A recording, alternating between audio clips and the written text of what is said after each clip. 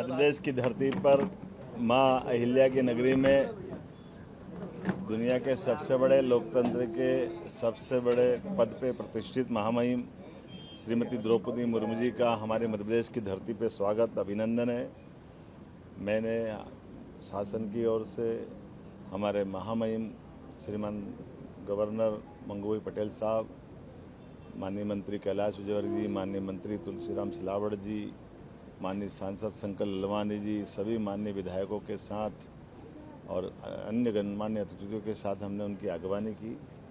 हम सबका सौभाग्य है यशस्वी प्रधानमंत्री श्रीमान नरेंद्र मोदी जी के नेतृत्व में गवर्नर, महामहिम राष्ट्रपति सभी हमारी अब रोज़मर्रा की या खास करके ऐसी महत्व की उल्लेखनीय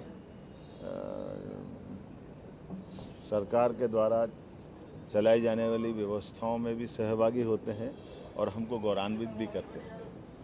मुझे इस बात का संतोष है कि एक तरफ चीता प्रोजेक्ट की सफलता को भी देखने के लिए महामहिम हमारे मध्य प्रदेश में रहने वाले हैं, दूसरी तरफ सिकल सेल एनीमिया की जो चुनौती है उससे जुड़े हुई स्वास्थ्य संबंधी अत्यंत गंभीर लेकिन दूरगामी दृष्टि से उस पर सरकार के द्वारा जिस प्रकार से रणनीति बनाई जा रही है, काम किए जा रहे हैं, उस कार्यक्रम में भी महामहिम शामिल होगी। ईश्वरी प्रजापति ब्रह्मा कुमारी के कार्यक्रम में भी आप स्वयं शामिल होकर के स्वयंसेवी संस्थाओं को भी, ऐसे आध्यात्मिक संस्थाओं के प्रति भी अपना सरकार का दृष्टिकोण उनके माध्यम से समझने को हमको मौका मिलेगा। मैं अपनी ओर से मध्य प्रदेश की धरती पर उनका स्वागत करता हूं, अभिनंदन करता हूं और उम्मीद करता हूं कि उनका ये पूरा दौरा हमारे लिए उत्साह उमंग बढ़ाने वाला रहेगा। हम अपनी धरती पर पुनः उनके आगमन का आनंद के साथ सभी लोगों की ओर से स्वागत करते हैं। सीएम साहब, आपको 2.5 साल पूरे हुए हैं, क्या लगता है बहुत कुछ मध्य प्रदेश को मिला, क्या लगता है कि सर क्या चीज छूट गया है जो आपको लगता है कि अभी करना बाकी है?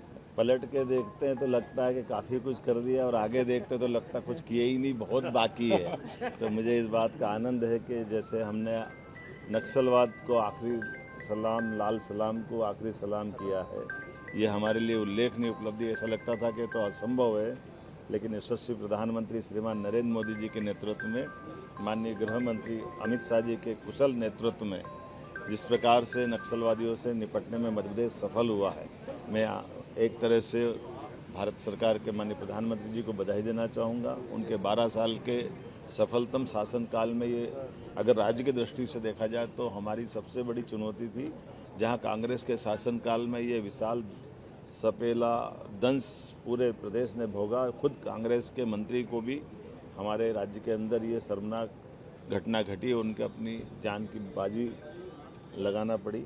मुझे संतोष है कि हमने सबने मिलकर माननीय प्रधानमंत्री जी के नेतृत्व में इसको न केवल समूल नष्ट किया बल्कि विकास की बयार बालाघाट, मंडला, डिंडोरी में प्रारंभ हुई है।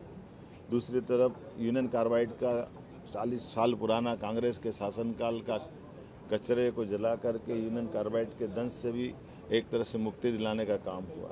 नदी जोड़ो अभियान से लेकर कई बड़े बड़े काम जैसे हुए हैं, ये वाकई हमारे लिए अद्भुत हुए हैं, जो पूरी दुनिया के लिए आश्चर्य है। और चीता कहाँ जीता? मध्य प्रदेश में जीता, हमारे लिए सौभाग्य की बात है। चीते के प्रोजेक्ट ने दुनिया में एक नया रिकॉर्ड बनाया। जब हमारी सरकार बनी थी तो 20 में से 12 शांत हो गए थे, 8 ही बचे थे।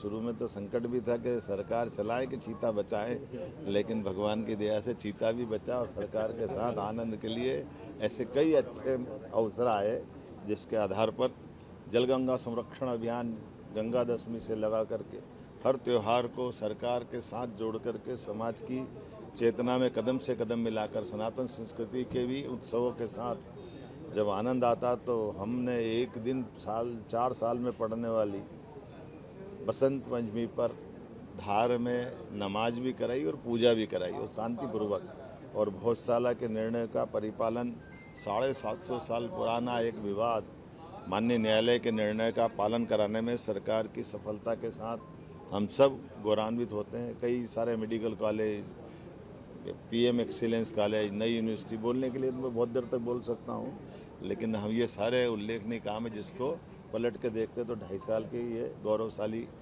इतिहास भी है जिस पर गर्व कर सकते हैं। लेकिन आगे देखते हैं तो अभी हमको अपने राज्य के अंदर औद्योगिकरण से लगा करके कई सारे सेक्टर में, यद्यपि ये बात सही कि सबसे कम बेरोजगारी की दर अगर कहीं है तो मध्य प्रदेश में। पीएम एक्सीलेंस कॉलेज सबसे पहले कहीं खुले तो मध्य प्रदेश में।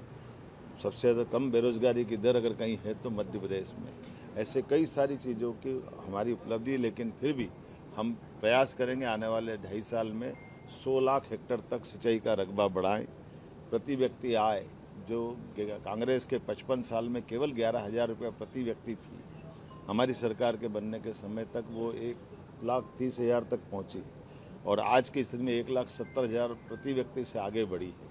मुझे गर्व है, इस पे हम लगातार और आगे काम करेंगे और अमृतकाल 2047 तक 22,50,000 रुपया प्रति माह प्रति व्यक्ति आय हो, इस प्रकार से प्रयास करेंगे। मेरी अपनी ओर से बधाई।